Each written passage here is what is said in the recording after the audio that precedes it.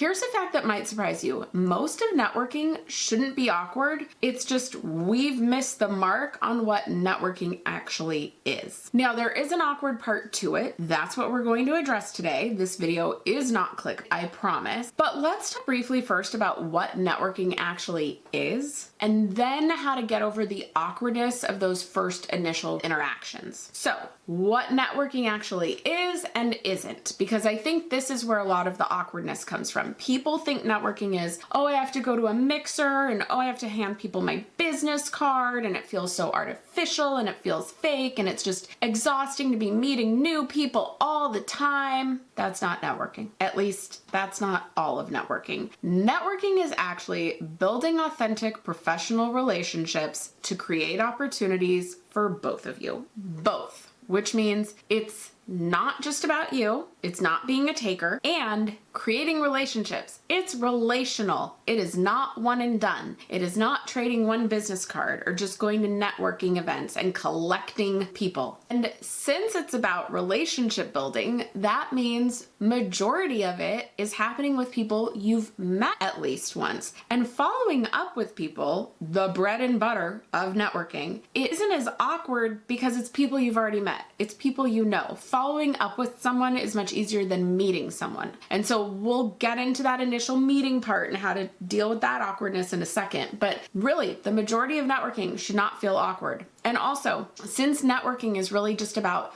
building authentic professional relationships, it doesn't have to happen at a mixer. Now it can, and I have a whole on-demand workshop that is all about how to feel great at mixers, how to do that with feeling gross and transactional, and how to be yourself. I will put a link to that in the show notes with a promo code for you if you want to learn more, but it doesn't have to be at a mixer. It could be going to an association meeting where you just sit next to someone to listen to the speaker, but you turn and say hi. It can be getting coffee with someone, having a lunch. It doesn't have to be like schmoozing. So most of the awkwardness comes from meeting someone new. And so that is what we're going to get into today. And before we get into tactics, because I will give you tactics, I think we need to address the thing that makes meeting new people so hard in the first place. So my biggest tip for getting over the awkwardness of meeting someone new, whether it's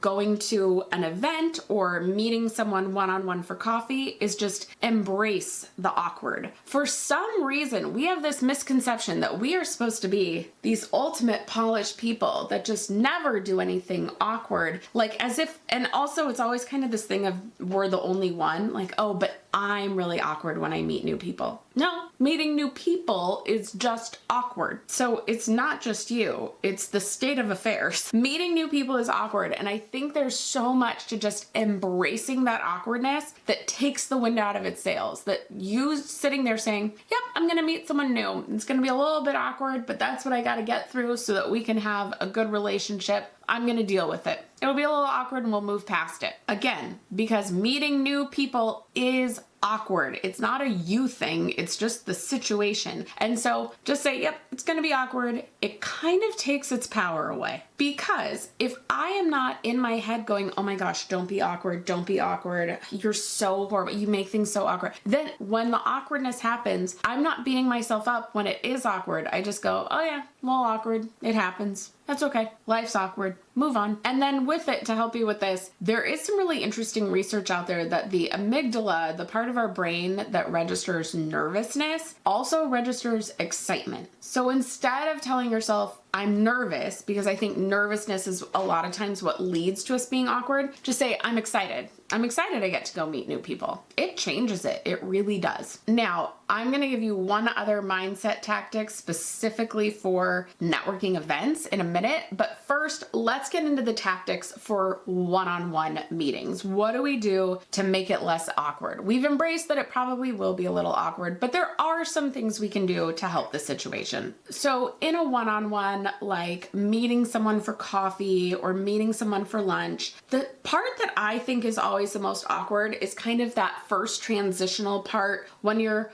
waiting in the line at Starbucks. You can't get into the deeper conversation of, tell me about your business, or what's the latest at work? What are you excited about? You can't get into that yet because you're moving in a line and you're figuring out what you're going to drink. Or when you sit down for lunch and you get the menus and you're kind of waiting till you at least order drinks to get into stuff. That first part tends to be where the awkward lives. And so what I think is the best way to get through it is to have a couple of prepared questions. And I know this sounds overly calculated. I have realized preparation and practice is what takes away so much anxiety because you've already kind of been through this situation. The more ready you feel, the less anxious you'll feel, and the less anxious you'll feel, the less awkward you'll be. So think ahead of time of some questions that you can ask during that transitional awkward part. That preparation and preparedness isn't fake. That is kindness to your future self. And what's so funny is, if anyone is a Pride and Prejudice fan, there is a character in Pride and Prejudice named Mr. Collins, and he is very annoying, and he kind of annoys everybody, and he has no emotional intelligence, he has no social awareness, and he says something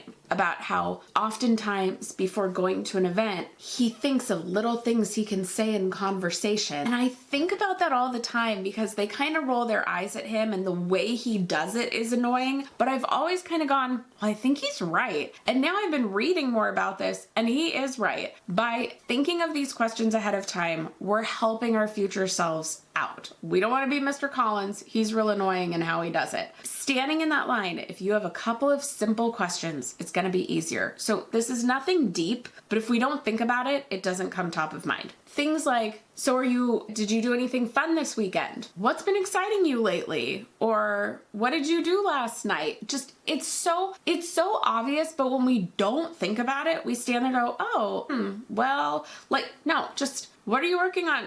What's been exciting lately? That's it. But think of a couple of questions. Time of year might matter, right? It's summer. So do you have any plans for the summer? It's easy, simple. Here's the thing. We need those simple small talk moments because those small talk moments are not frivolous. They are the foundational blocks to build trust. So you need those moments of going, hey, what did you do for fun? Or let's say they now mention something about their kids. You go, oh, what are the ages of your kids? Oh, what are they into? You're learning about their family. They're giving you connection points so that you build trust. You can't go straight to deep. You have to earn deep. And so that waiting in line at the coffee shop, that couple of minutes before you really dig into stuff, that time actually matters a lot. Let's use it well. So that's what we do for one-on-ones. Next, we are going to talk about mixers, events, conferences, those kind of what you think of when you hear networking, those sorts of sessions. But let me just say, after that, we are going to talk about the biggest mistake I see people make, the thing that makes every situation awkward that we all have to stay away from. But before we get into it, let's talk about those mixers and conferences. And I've got 2 tips for you on this one, but like I said, I also have a workshop called Confidently Connect, and it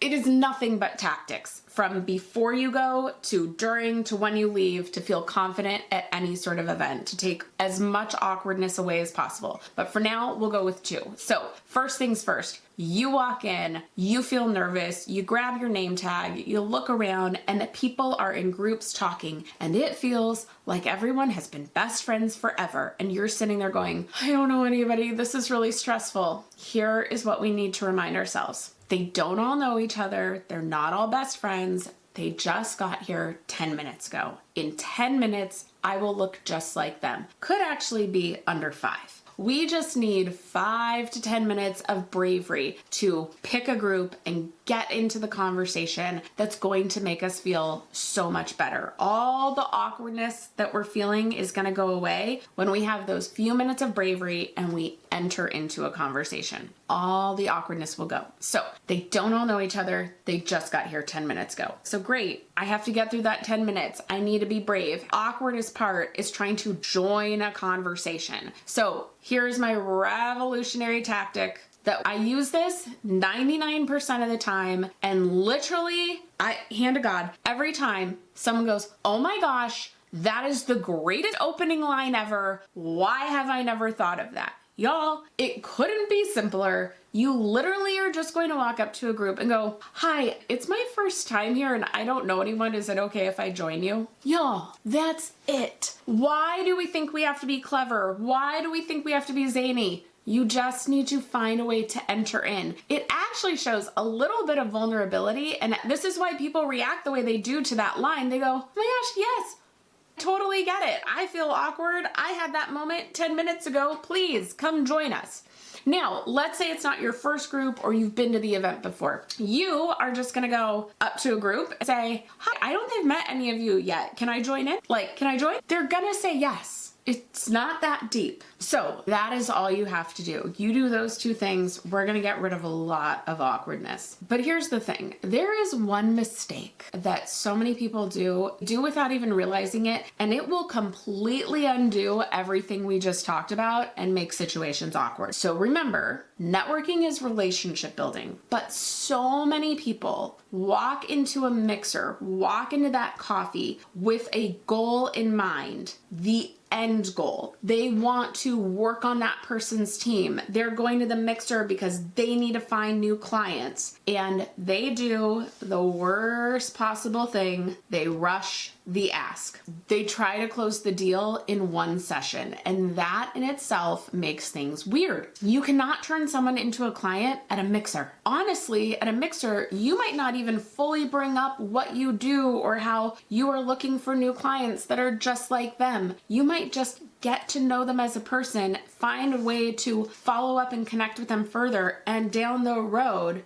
you will show them how you can help. So do not rush the ask. Do not rush the, oh yeah, I would really love to work on your team one day, and so that's why I was so glad we could get coffee. Can I give you my resume? Do you have opening? No, we don't do that either. We don't rush whatever our end goal is. We have patience and we take time to build the relationship. So for example, I do say a lot, if you're going to a mixer or if you're having a coffee with someone, you should have a goal in mind. So let's use the mixer, for example, that you need clients. Great. We are going to find potential clients at that mixer. We are not going to turn them into clients at that mixer. So if you walk away with 5 people that you go, ooh, I think they'd make a great client, I'm going to follow up with them. I'm going to start building that relationship to see if they could one day use what we do. Great. But we don't make the ask at the event. So when you go to events, just go to meet people. Start building those relationships. Ask questions. Be interested. And then later in the follow-up, and maybe not even the second follow-up number 3, 4, 5, you start to really make the ask of client, job, etc. Now, I have mentioned follow-up a billion times, and the fact that networking isn't that awkward when it's all about the follow-up, which also goes to just something I feel like we got to throw in here. You don't have to meet new people to network. There is tons of research out there on what are called dormant ties, which is people that you've met prior that you don't see as much anymore, but they do know you. So they hit this nice little overlapping space of they know you, they trust you, they have knowledge of you that they're willing to help, but they also are in new situations with new people, new ideas, etc. And so they are actually your best resource. So if this whole conversation has made you super stressed out about meeting new people, even with embracing awkwardness, good news, as much as I want you to meet new people, you can also just go rely on people you've already met. Maybe instead of going to the mixer, get out your phone and see who you haven't messaged in a while and send a message. Okay, so to recap, networking is relationship building, which means it's not one and done, which means the majority of networking should not be awkward. But for those initial moments of getting to know someone, we are going to have some questions prepared. We will remember that in 5 to 10 minutes, the awkwardness will pass, and we will start with that very simple, slightly vulnerable opening line that will open a lot of doors and take a lot of the awkwardness away. And we're not going to rush and ask. We're going to follow up and maybe start focusing on those dormant ties, those relationships that got a little cold, we got to warm them up again. Now, let me know in the comments what part of this resonates most with you. If you use that opening line, please come back here and tell me about it. And if you think this video would help a friend, maybe someone looking for a job or someone at work trying to get more clients, etc., but they're nervous about networking, please share this episode. Sharing is caring. It helps out the channel. It's going to help out your friend. I would really enjoy that. They would too. And with that, here are some other networking episodes for you to go watch, and I will see you over there and see you next week. Bye.